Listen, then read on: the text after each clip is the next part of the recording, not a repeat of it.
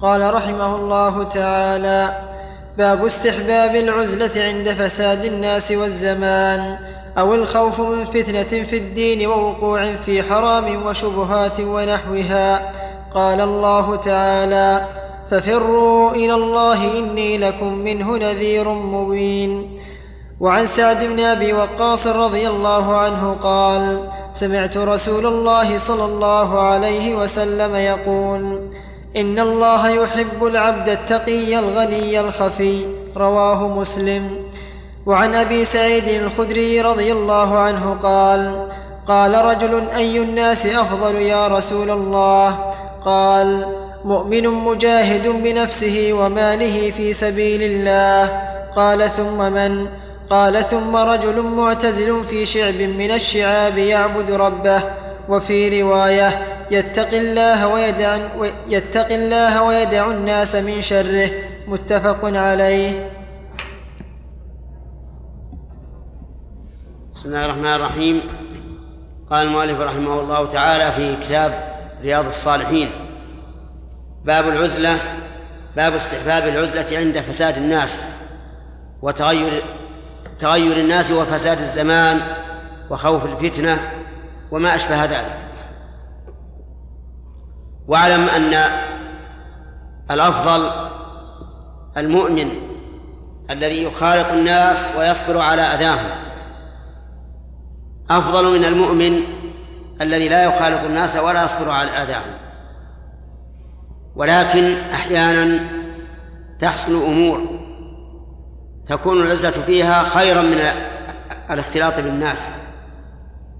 من ذلك إذا خاف الإنسان على نفسه الفتنة مثل أن يكون في بلد يطالب فيها بأن ينحرف عن دينه أو يدعو إلى بدعة أو يرى الفسوق الكثير فيها أو يخشى على نفسه من الفواحش أو ما أشبه هذا، فهنا العزلة خير له. ولهذا أمر الإنسان أن يهاجر من بلد الشرك إلى بلد الإسلام، ومن بلد الفسوق إلى بلد الاستقامة. فكذلك إذا تغير الناس والزمان. ولهذا صح عن النبي صلى الله عليه وسلم أنه قال: يوشك أن يكون خير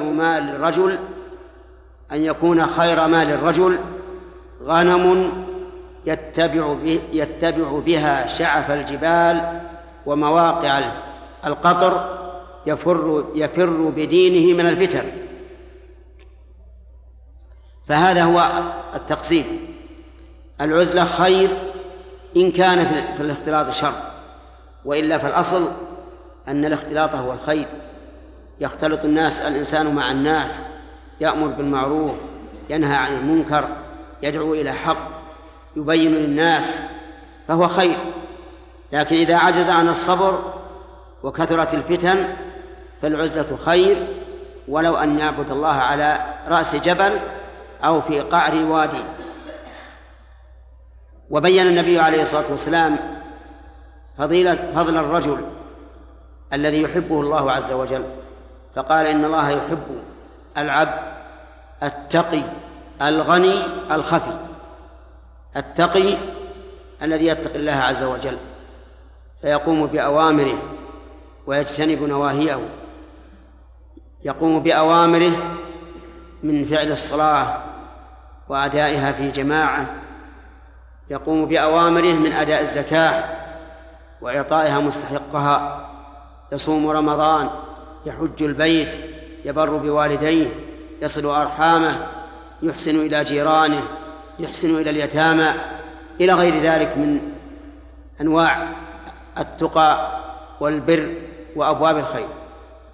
الغني الذي استغنى بنفسه عن الناس، غني بالله عز وجل عمن سواه، لا يسأل الناس شيئا ولا يتعرض للناس بتذلل، بل هو غني عن الناس، عارف نفسه، مستغن بربه، لا يلتفت إلى غيره. خفي لا يظهر نفسه ولا يهتم أن يظهر عند الناس أو يشار إليه بالبنان أو يتحدث الناس فيه خفي من بيته إلى المسجد، ومن مسجده إلى بيته، ومن بيته إلى أقاربه إلى إخوانه، خفي يخفي نفسه. ولكن لا يعني ذلك أن الإنسان إذا أعطاه الله علما أن يقوقع في بيته ولا يعلم الناس، لا، هذا يعارضه التقى، فهذا خير من كونه يقوقع في بيته ولا ينفع الناس بعلمه، أو يقيقع في بيته ولا ينفع الناس بماله. لكن إذا كان الإنسان إذا دار الأمر بين أن يلمع نفسه ويظهر نفسه ويبين نفسه وبين أن يخفيها، فحينئذ يختار الخفاء. أما إذا كان لا بد من إظهار نفسه فلا بد أن يظهرها. هذا هو أحب الناس، هذا ممن يحبه الله عز وجل. وفيه الحث على أن الإنسان يكون خفيا، يكون غنيا عن غير الله عز وجل، يكون تقيا لربه سبحانه وتعالى حتى يعبد الله سبحانه وتعالى في خير وعافية.